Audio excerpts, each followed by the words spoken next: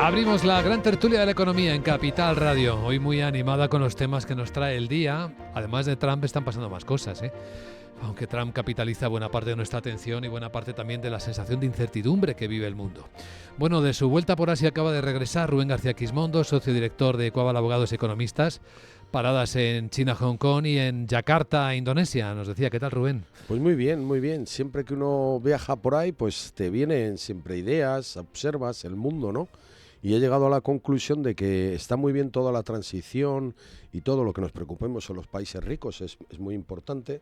Pero claro, teniendo en cuenta que 7.000 millones de personas no pueden seguir eso, porque no tienen los medios, no tienen las capacidades y tienen que desarrollarse, pues la verdad es que es un poco complicado la transición, etcétera, ¿no? Yo recuerdo en Yakarta cuando ves las ciudades y los ríos, que son verdaderas cloacas al aire libre, y cómo viven la mayor parte de la población, a pesar de que tienes un barrio que es plenamente Nueva York, ¿no? Y dices, claro, es que es muy difícil que una persona que tiene un nivel Porque estuve en zonas de estas así, reales, ¿no? Que no son las escaparate, que las llamo yo, y te quedas con la idea, dices, hombre, es que el ser humano ocupa espacio, necesita desarrollarse, pelea por su vida y claro, tiene otras prioridades por encima del cuidado del medio ambiente, cuando no sabe si va a comer todos los días o sus hijos pueden ser atendidos sanitariamente, tener una educación. Entonces, no es que sea incompatible, pero la verdad es que dices, bueno, podemos hacer todos los esfuerzos que hagamos los 470 millones de ciudadanos de la Unión Europea o 530 de Europa, pero bueno, más nos vale hacer buena tecnología para exportarla a precios razonables y que ellos puedan hacer su transición, ¿no? Es como el camino que veo, ¿no? O lo que más me... Solo Indonesia son casi 300 millones de personas, 278 sí. creo que según el último Sí, censo. sí, y muy repartidos por islas y por territorios. Así es. Etnias, Damos la sí. bienvenida a Carmen Morales, profesora de liderazgo del IE Business School. ¿Qué tal, Carmen? Muy bien, buenos días. Pues bueno, ya hablaremos. Tenemos tantas cosas que hablar de los aranceles, tenemos que hablar del kit de supervivencia del vídeo, ¿verdad? De ese vídeo que tenemos que hablar tan frívolo. De la comisaria, ¿no? ¿Te ha de la impactado? comisaria, que me ha impactado muchísimo, ¿no? Si cuando decía Enrico Letta que efectivamente en Europa faltan cabezas, es que faltan cabezas. Sí. O cabeza, de hecho, ¿no? Estoy totalmente de acuerdo.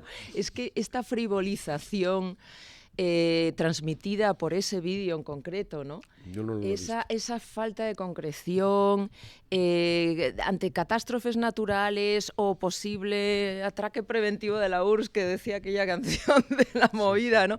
Entonces, pero ¿qué es esto? ¿A qué estamos jugando, no? O sea, en fin, bueno, ya hablaremos a lo largo de la tertulia. Ahora lo podemos hablar. Damos la bienvenida también a Eduardo Aguilar, técnico comercial economista del Estado, presidente del Consejo Editorial de Capital Radio. ¿Qué tal, Eduardo? Muy bien, muy buenos días. Pues sí, es que estamos en una época de turbulencia y entonces te das cuenta que hay muchas ideas de fondo que o eran muy flojas o no eran, y muchas nuevas que son modas transitorias que no nos van a llevar a ningún lado. Y eso sí que es un poco preocupante también. Pues sí, tenemos ahí varios focos que empezar. Hacemos una primera ronda, ahora hablamos luego de la comisaria, ¿se os parece? Sí. Del 25% de arancel que Trump anuncia para cualquier vehículo que importe a Estados Unidos. Ya estamos viendo algunas reacciones. Curiosamente en China no, porque creen que hay moneda de cambio con TikTok.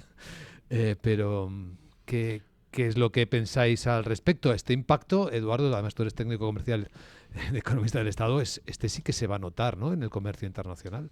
Sí, bueno, como dijimos alguna vez, primero vamos a ver en qué queda y cómo se remata. Pero bueno, yo creo que el primer curso de microeconomía de la universidad te enseñan que la imposición de un arancel perjudica a quien lo establece y a quien lo sufre, y que luego reduce comercio, reduce bienestar y tiene un coste real. O sea que tiene coste real para el fabricante aquí, pero tiene coste real para quien no obtendrá el producto o lo obtendrá más caro ahí. De hecho, ya ha habido algún primer movimiento americano de alerta en la Fed sobre las tensiones inflacionistas que podía crear una política de aranceles masivos, ¿no?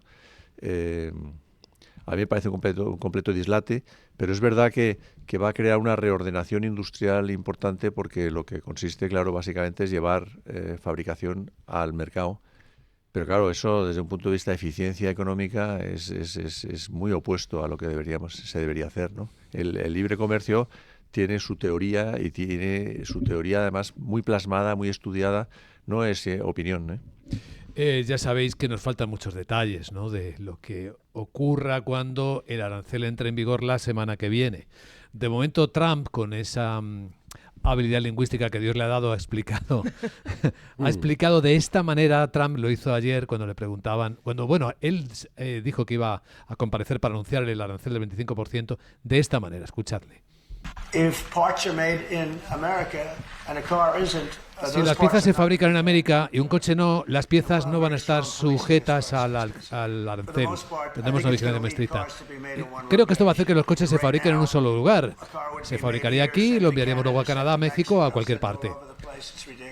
Dice que para él esto es un sistema muy simple y que lo bueno del 25 es que es solo un número. No sube ni baja el coste de un coche, es solo un número. Es un número que se utilizará para reducir considerablemente la deuda en Estados Unidos, para fabricar cosas y para reducir los impuestos.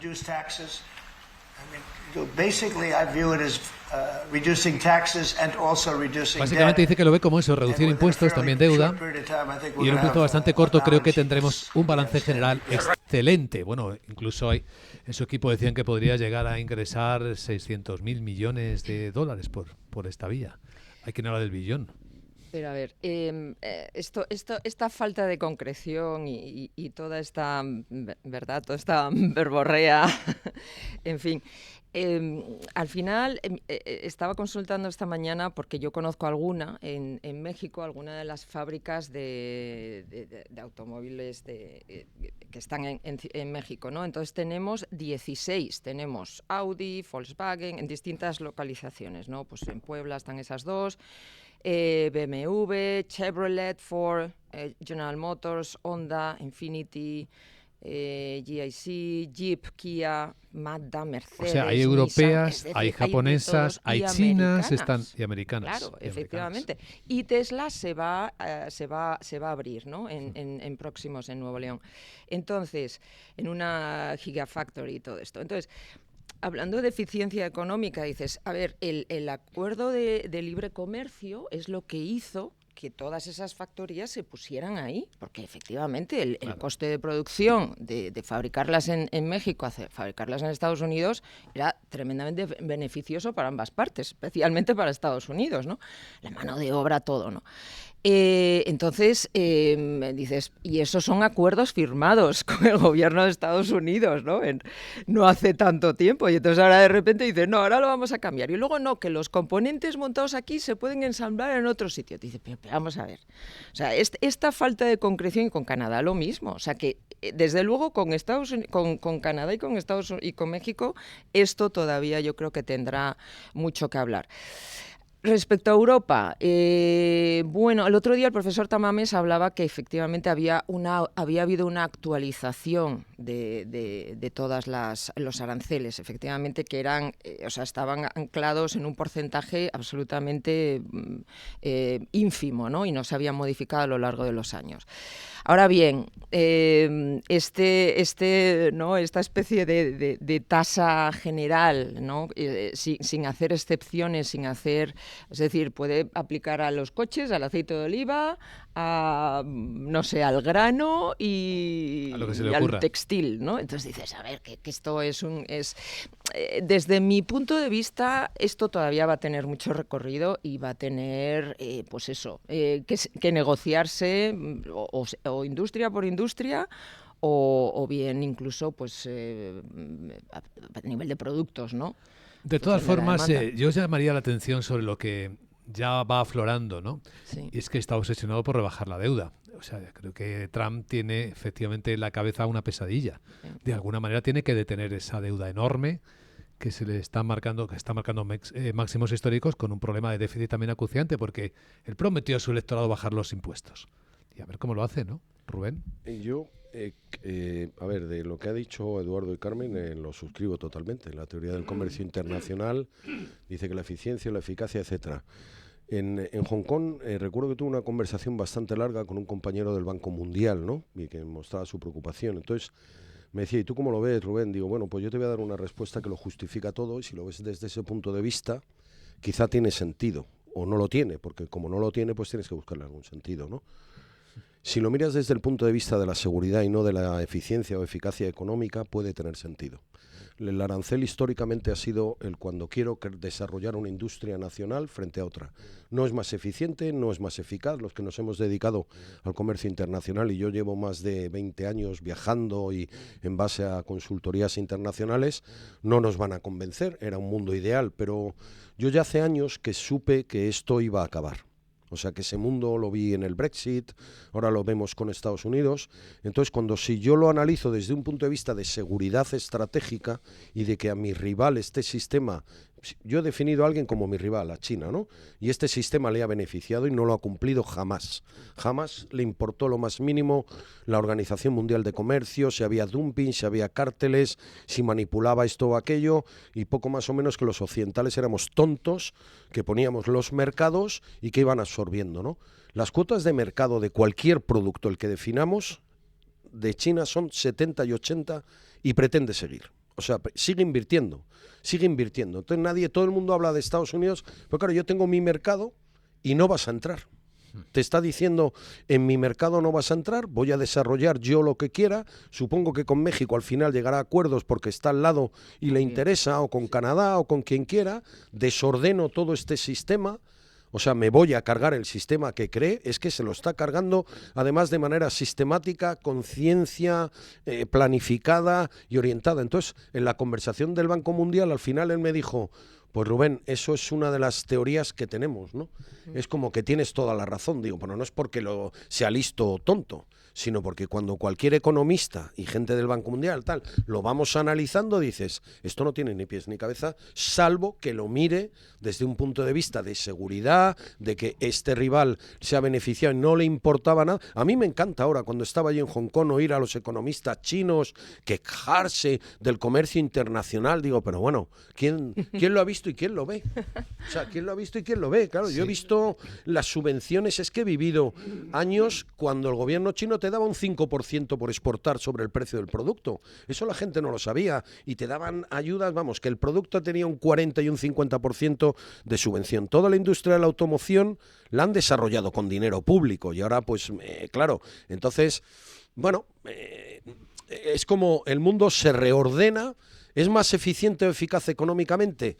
Pues no lo sé, pero si ves el vídeo de no sé qué pandemias y no sé qué, y de seguridad y tal, me parece que los economistas hemos dejado de estar de moda. Tú ves que el mundo va a ser así, ¿no?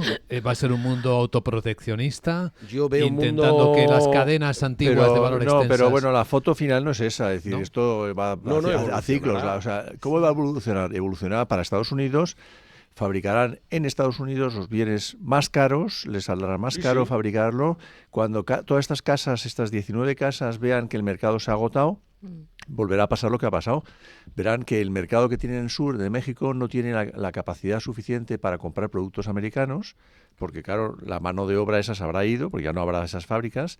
No tendrá entonces no podrá exportar a esa parte tendrá que intentar exportar a otras partes del mundo que estarán haciendo otras cosas, y los americanos comerán aceitunas peores, beberán vinos peores, tendrán coches peores que el resto del mundo, y entonces tendrán que volver otra vez a replantear el mercado. Esto es un ciclo que va a ser así. Sí. ¿Estáis de acuerdo con esa predicción? A ver, la teoría económica dice que la renta no va a aumentar haciendo lo que estás haciendo, vas a empeorar. Pero yo lo que veo, no sé, quizá porque viajo mucho por el mundo es mucho más inseguro que cuando yo viajaba hace 7, 8 años. Es mucho más inestable. Sí. Estás mucho más preocupado por todo lo que te pasa. Se han reducido las inversiones en todos los lugares. Se han entrado en la ecuación del análisis de las inversiones, por ejemplo, en China o en Europa, en cualquier sitio. Entran factores que antes no mirábamos, seguridad, no sé qué. Entonces, es como que no tengo el final de la foto. Y en los años 30 Estados Unidos era un país exportador y se cargó el sistema. Hoy es un país importador, y lo que veo es que Alemania, Corea y Japón y China son netamente exportadores, ¿no? Entonces, habrá una reorganización de la economía mundial y no termino de ver, porque Estados Unidos fundamentalmente exporta servicios, todos los países desarrollados. No exportan bienes físicos, ¿no? La balanza comercial no es tan importante, pero claro, también pienso que en el año 2000 no teníamos ni mascarillas, ni EPIs, ni respiradores, ¿no? Y si lo miro desde el punto de vista de la seguridad, no somos capaces de fabricar balas. Sí. Quiero decir, Ya. entonces es como que veo ahí en la ecuación cosas que dices que no estamos de moda los economistas, Eduardo. Que, no, ¿sabes? Que cuando hablan los hombres de seguridad, todos pasamos a un segundo plano, Carmen. Eso os tenéis que hacer tiktokers. Vamos, También, a lo tenéis que mejor. haceros tiktokers porque parece que es el único lenguaje que la Sí, gente que- entiende. A ver, que viene con muchas ganas, Carmen, de comentar. Ayer en este programa, la portavoz de la Comisión Europea defendía que lo que quiere la Comisión Europea hacer con los ciudadanos europeos es que dejen de ser reactivos, esperar que alguien les proteja, les resuelva las cosas y sean más proactivos. Se preparen para pasar momentos difíciles, bien sean por razones de cambio climático, inundaciones como las que hemos tenido en Valencia, o riesgo bélico. Así que prepararse para, al menos durante 72 horas, sobrevivir sin ningún tipo de ayuda. Y sí, yo creo que el TikTok con el que la comisaria europea resumió las recomendaciones, vamos a verlo y lo comentamos. Jalebi, welcome to What's in My Bag Survival Edition. First up, my glasses. Super important if you want to see what is happening or not. Primero sus gafas, dice. Next, my document in Después sus waterproof documentos. font. A must in a rainy Brussels. Now, let's talk about lighting. Y I luego have a la flashlight. linterna. If you don't forget the No matches. te olvides and of de qué course, era. Cerillas. Las cerillas, un mechero, turn. luz. Y se ríe. And water, of course. Y because una water is botellita de life. agua, por And my supuesto. special friend, Y a un Swiss amigo, Army knife, 18 un tools gran in amigo, una one navaja one suiza. time. A must have. Un must-have que debemos tener todos, la navaja suiza. Y And don't forget your medication. no te olvides You los might need medicamentos que it, because you necesites. never know. And don't forget something Y to no eat. olvides algo de comer. You might be hungry. Sí, Very algo de eso que no caduque, hungry. ¿no? And Claro. of course, some cash in the middle of a crisis. Algo de Cash cash. is king. And your credit card might just be a piece of plastic. A charger Un and a cargador, un power power bank, bank is a para dead cargar el bank. teléfono. Playing cards, bit of Y un juego de distraction, cartas never hurt anyone. And don't forget para a radio. entretenerte. No olvides la radio, mira, es lo único bueno que ha The dicho aquí. smaller one. This is everything you need to Realmente. survive. Una radio de batería, sí. Es que es muy terrible. 72 horas Es después. muy frívolo. Es que es muy frívolo. Bueno, ahí la tenéis. The EU is preparing its strategy to be sure that every La citizen Unión Europea está is preparando safe esta in estrategia case of para que crisis. estés Be seguro en prepared, caso de be crisis. safe. Prepárate y estate seguro, decía la comisaria. Sin comentarios, o sea, yo creo que ya después Bueno, de ver creo esto... que vuestras es caras que- lo dicen todo. Para quienes están siguiendo el streaming, ve nuestras caras, ¿no? Seguramente las que muchos ciudadanos han puesto Pero vamos a ver, al es ver y oír esto. Es que en teoría de cambio, efectivamente, la reactividad, que es lo que es la política de Europa desde, desde tiempo inmemorial, pues es que no se le puede poner la culpa a los ciudadanos. Vamos a ver, es que Europa ha dejado de ser proactiva, yo qué sé, desde el Tratado de Viena. O sea, y entonces ahora dicen, no, que sé proactivo y ten tu kit de supervivencia. ¿Y para qué te por lo que pagamos? pueda pasar, ¿no? Por lo que pueda pasar. Y entonces dices, pero vamos a ver, ¿de qué estamos yo hablando? creo que, vamos, hay un aspecto positivo dentro de todo esto, y es que la Unión Europea y todos los países individualmente con la Unión Europea se ocupen de algo es bueno. Sería ideal que se ocuparan de algo que tenga sentido. Efectivamente. Bueno, ya hemos dado un paso porque o sea, puede haber una cierta reacción para hacer cosas, esa reactividad. Entonces ahora lo que consiste es en enfocarlo bien, de manera que no lo enfoques en una cosa que sea estúpida y que no tenga ningún sentido y que no dé nada. Yo creo que Europa está muy dormida en todo, en las instituciones, el ciudadano también, Sí. está muy dormido, y eso hay que reavivarlo. A lo mejor no queda más remedio que reavivarlo inicialmente con una cosa tonta, pero aprovechar el impulso ese para hacer cosas de verdad, por ejemplo, para garantizar, de todo lo que ha dicho, hay 2 o 3 aspectos muy interesantes. Por ejemplo, el tema de la identidad. Pues si se trabaja en tema de identidad y que haya una única identidad europea, se crea un círculo muy favorable a la idea de Europa, de los ciudadanos. Bueno, pero esa es tu interpretación, Eduardo. Es No, que ya ha bueno, dicho pero la estaba ahí, ha documentación. sacado, podía no haber sacado, ha sacado sus documentos, ¿no? Ha sacado los documentos. Bueno, sí. Bueno, es que ahora no lo tenemos. Ya, no, Ahora no lo exacto. tenemos. Es decir, que se le puede ocurrir a un chalao europeo decir que vuelvo a mi pasaporte. Pues eso se lo carga. Es decir, hay algunas cosas que pueden tener mucho sentido. Ha hablado también del tema de comunicaciones, ha sacado la radio, ¿no? La radio. O sea, que hay algunos aspectos que son interesantes que si se decidiera ir por esa vía, crearía más identidad europea y más movilidad. Luego, la forma es estúpida completamente, pero es que yo creo que el europeo es un poco estúpido en este momento porque no se entera de nada. Habla la lengua europea, entonces. Sí. Bueno, y entonces, pero yo creo todo lo que suponga activar, yo creo que es positivo, y lo que consiste es en coger bien el foco, ¿no? Claro. Yo recuerdo que cuando yo estuve mucho tiempo trabajando en Japón también, ¿no? Me tocaba ir continuamente, tener un apartamento allí en el centro de Tokio, ¿no? Y entonces de los japoneses se decía que eran infantiles.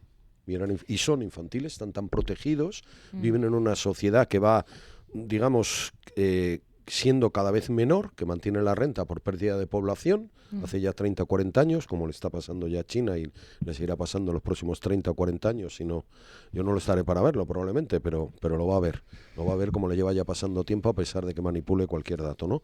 Entonces el europeo es que es infantil, es que el europeo no entiende ya de dónde vive en el mundo, no sabe que el mundo ha cambiado, no sabe que es simplemente una pequeña región rica del mundo y que puede ser objeto en la historia. Las guerras muchas veces serán por poseer tus riquezas. Por saquearte, ¿no? Por saquearte, sí. tan simple como. Entonces, estoy de acuerdo contigo en una cosa, o sea, el mensaje es penoso. Uno siente vergüenza ajena, ¿no? De ver cómo lo hace la pobre mujer esta, ¿no? A lo mejor es precisamente porque se dirige a ciudadanos infantilizados que no han tenido que tomar responsabilidades en su vida y que no conocen más allá de un poco Europa con mucha suerte, y si acaso algo de África y con mucha suerte, ¿no? Y no entienden el resto del mundo y no entienden los riesgos que realmente ya estamos corriendo todos los días. Porque si te dicen esto expresamente es porque la ciberseguridad, los ciberataques, lo que está ocurriendo es mucho mayor que todo esto ya, ¿no? Sí. Entonces, por otro lado, yo estoy de acuerdo con Eduardo, o sea, por primera vez vemos que Europa dice 150.000 millones a la defensa que pongo yo de mi presupuesto. Se reúnen y ponen la nuclear, las fuerzas de capacidad nuclear del Reino Unido y Francia a disposición para que Rusia sepa que no solo ellos tienen capacidad disuasoria. Los gobiernos empiezan a moverse de manera ridícula, algunos, ¿no? Como el español, pero bueno, el español es que ya no tiene mayoría, con lo cual es simplemente un personaje que no cumple con los ritos democráticos, ¿no? Así que hay que olvidarlo, ¿no? Es un dictadorcillo y ya está, ¿no? No sé cuánto tiempo estará, puede estar muchos años, por todos los dictadores, como ya no les importa si hay elecciones o si la soberanía popular que reside en el Parlamento se respeta o no, pues puede estar hasta 30 años, vaya usted a saber lo que pueda vivir, ¿no? Y nos adaptaremos incluso a todo eso, ¿no? Pero claro, efectivamente, ese toque de atención a señores, esto ha cambiado, o uniéndose tienen cierta relevancia en el mundo, o si no, no van a tener ninguna relevancia. ¿Y cómo combinamos la política nacional, que es inevitable en defensa, porque yo creo que en defensa es inevitable que la gente tenga una mentalidad nacional, pero una mentalidad de cooperación internacional, de grupos de trabajo, dentro de las estructuras OTAN, pues hay mucho creado, entonces cómo podemos dentro de esas propias estructuras, es que estamos hablando de cantidades gigantescas. Alemania, por ejemplo, ha aprobado que todo lo que supere del 1% del PIB destinado a defensa nos va a computar como deuda, ¿no? Y ya pretende un 2, es $1 billón y pico.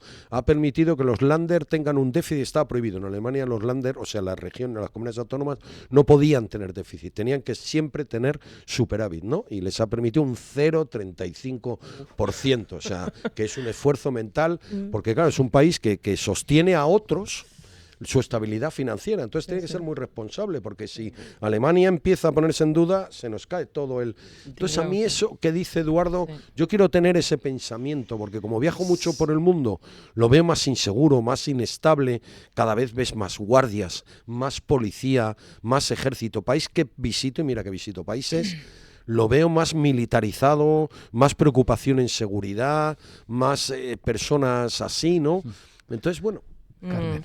Es que al hilo de lo que comentabas, ayer se publicaron ya una cosa, efectivamente, es el mensaje a esa infantilizada población, ¿no? Quizá por no levantar alarma y este mensaje así frívolo y absurdo en TikTok, sí, en modo TikTok, etcétera.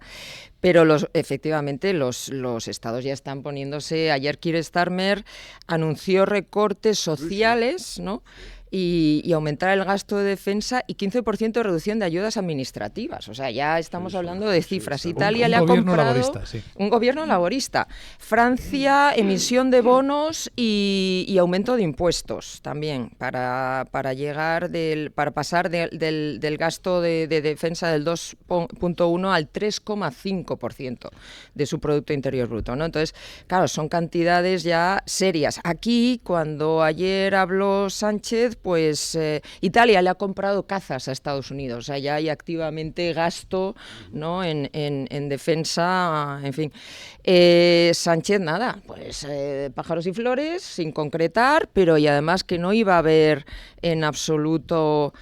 no se iba a tocar el gasto social ni iba a haber un detrimento del estado del bienestar. Pues solo hay una salida, subida de impuestos. Subida de impuestos, esa es la única. Meter la mano en el bolsillo de los ciudadanos un poquito más. Exacto, eso es lo único que nos queda, pues esto, ¿no? Pero este movimiento puede llevar a cosas mejores, es decir, puede haber un movimiento de decir, bueno, ahora nos estamos coordinando. ¿Para qué nos estamos coordinando? Pues un tema de autodefensa. Y luego llegará un momento y dirán, bueno, a lo mejor no necesitamos tanta autodefensa y se puede hacer esta coordinación para otros temas importantes, como es inversión en tecnología, etcétera, etcétera. Es decir, puede llevar a una cosa buena si se dirige bien. Si se dirige mal, pues será una pérdida de recursos. Qué bien que tengamos esa visión para terminar esta gran tertulia de la economía con Eduardo Aguilar, con Carmen Morales y con Rubén García Quismondo. Gracias. Muchas gracias. Buenos días.